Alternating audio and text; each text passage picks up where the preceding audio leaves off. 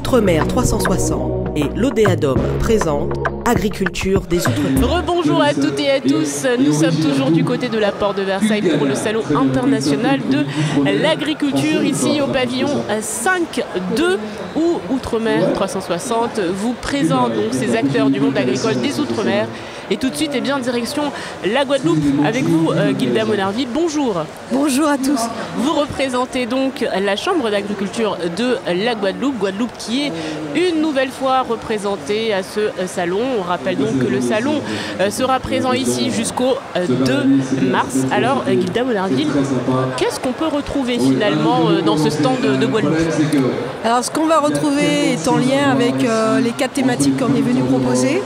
La première thématique autour du bovin créole qui est une race très rustique et qui a du goût, on le dit, parce qu'elle a vraiment un goût exceptionnel et on voulait la faire découvrir sur ses qualités organoleptiques. Et donc on a un masterclass boucherie avec donc toute la filière qui est représentée aujourd'hui.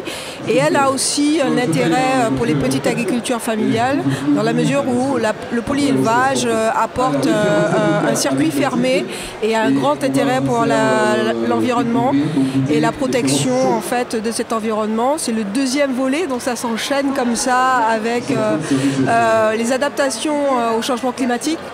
Donc on a des exposants qui montrent tout leur savoir-faire en agroforesterie et aussi sur de la cosmétique qui préserve l'environnement et qui permet aussi de maintenir les milieux qui tamponnent l'eau.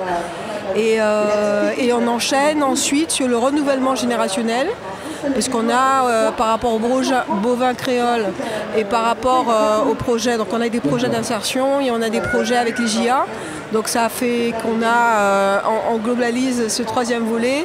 Et pour finir, la diversification végétale qu'on met en avant avec notre 1/5 de la diversification mondiale en végétal. Et on en est assez fiers sur cette pharmacopée et cette production très riche.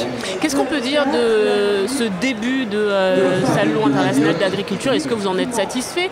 Si on le compare à celui, on va dire, de l'année dernière, est-ce qu'on peut dire que les débuts sont plutôt timides ou vous en êtes plutôt content?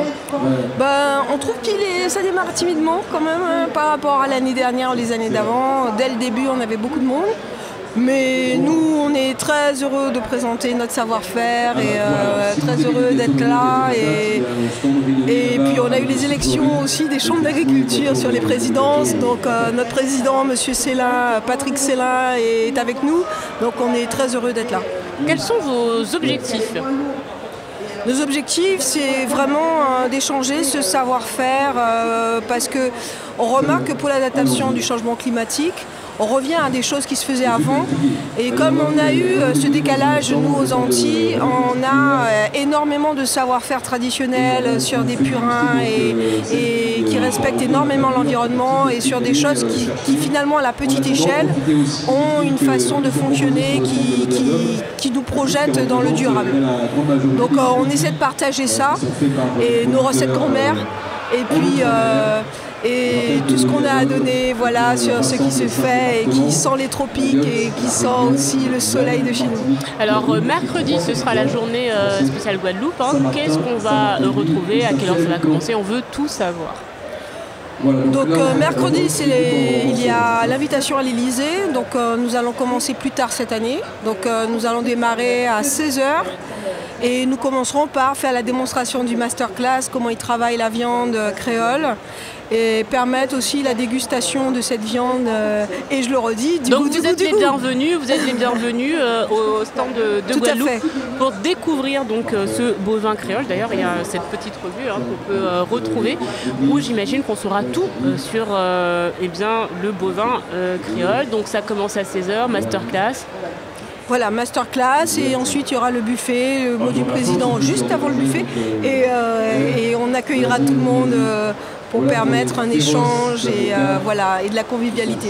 On a vu beaucoup de délégations finalement qui se préparent aussi en se disant le salon de l'agriculture, il faut qu'on reparte avec le plus de médailles possible. C'est aussi un objectif pour vous?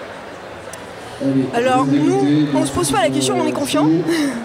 Voilà. C'est important. Voilà, on a posé et on sait qu'on va ramener plein de médailles comme d'habitude. L'année dernière, peut-être rappeler les chiffres non, c'est pas grave. On sait qu'on a eu beaucoup de médailles pour l'année dernière. Cette année, on espère encore plus de médailles au niveau des produits agricoles, mais également... Voilà, on a eu 25 médailles. Ah ben voilà, on aime les revues qui sont extrêmement pratiques, on a toutes les informations. 25 médailles, donc on espère plus. Et cette année, c'est ce qu'on vous souhaite.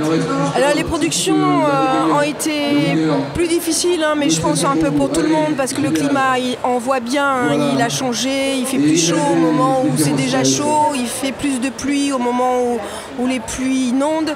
On voit bien ce décalage un peu partout, on a vu dans les infos un peu dans le monde que tout le monde a subi ces très fortes chaleurs et ces pluies trop conséquentes qui font un décalage sur les températures.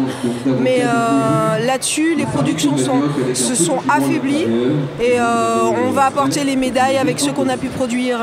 Voilà, mais je pense que ça va être pour tout le monde pareil. C'est tout ce qu'on vous souhaite. Merci beaucoup en tout cas, Guilda Monardil, d'avoir répondu à nos questions.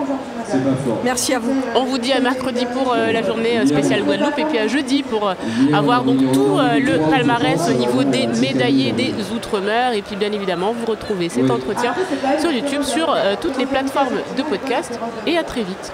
Merci. Merci pour votre écoute. À très bientôt pour un nouveau podcast Agriculture des Outre-mer.